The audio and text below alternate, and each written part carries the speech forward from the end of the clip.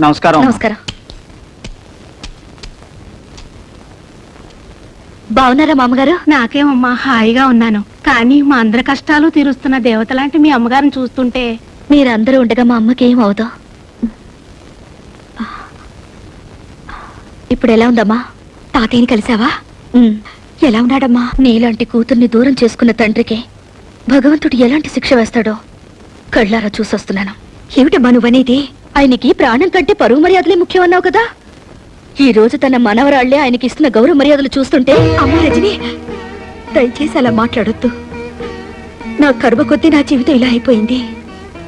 నీకు తండ్రి ఉన్నాడని, తాతయ్య బతికే ఉన్నాడన్న విషయం ఇన్నాళ్ళు దాచిపెట్టి ఇప్పుడు చెప్పింది. నువ్వు అనాథవి కావు, ఎప్పటికైనా వాళ్ళకి దగ్గరవుతావన్న ఆశతోనే కాని వాళ్ళ మీద ఇలా పగా ద్వేషం పెంచుకోవాలనే ఉద్దేశం మాత్రం కాదు. అమ్మా, ఎటువంటి పరిస్థితుల్లోనూ నా తండ్రి మాత్రం అనాథ కాకూడదు. నాకు ప్రమాణం చేయి.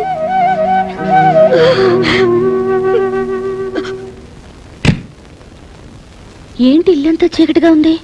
కరెంటు పోయిందా?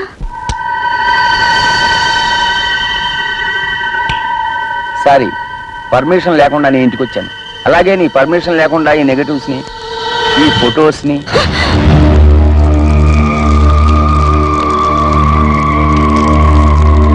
నేను కాల్ చేసింది ఫోటోల్ని కాదు, మీ అమ్మ జ్ఞాపకాలని.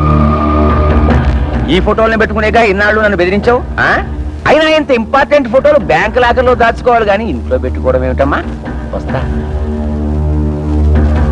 నాన్న, ఒక నిమిషం. ఇప్పుడే అమ్మని కలిసి వస్తున్నాను. వస్తూ వస్తూ నా కాబోయే శ్రీవారు, అదే మీ ముద్దుల అల్లుడి ఫోటో అమ్మకు చూపించాను. నాన్నకు కూడా ఒకసారి చూపించమంది. ప్రియమైన రజనీకి ముద్దులతో.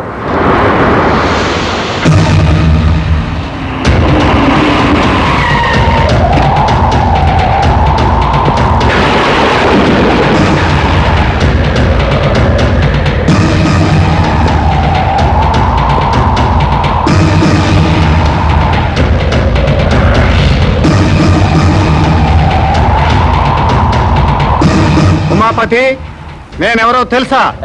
మీరు తెలియకపోవడం ఏమిటండి మహాప్రభు? ప్రళయకాల రుద్రులు. మీ రాకకి పంచభూతాలే బెంబేలెత్తిపోతున్నాయి.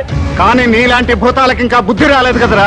అంత మాట అనకండి. ఇప్పుడిప్పుడే రాజకీయాల్లో ఎదుగుతున్నా మీరు మూడో కన్ను తెరిచారంటే భస్మం అయిపోతా. ఉత్తి భస్మం కాదరా, చితాభస్మం అయిపోతావు. అది ఏ మురుగు కాలువలోనో కలిసి నామరూపాలు లేకుండా పోతావు. బాబు, మీ కాళ్ళు పట్టుకుంటా, నన్ను చంపకండి. నీలాంటి నరకాసురుని చంపడానికి ఈ కృష్ణుడు అక్కర్లేదురా. నా ప్రేయసి సత్యభామ చాలు. ఏంటి ఫోటో చూడగానే అలా కూలబడిపోయావు? సిబిఐ ఆఫీసర్ అరుణ్ కదూ? ఎగ్జాక్ట్లీ. ఇప్పుడు అఫీషియల్ పని మీద ఢిల్లీ వెళ్లారు. స్విస్ బ్యాంక్ లో నీ అకౌంట్ నంబరు, షేర్ మార్కెట్ లో నీ కుంభకోణం, వీటన్నిటికీ ఆయనే ప్రత్యక్ష సాక్షి. ఇప్పుడే ఫోన్ లో మాట్లాడాను. నిన్ను మరీ మరీ అడిగినట్టు చెప్పమన్నారు. Many many thanks.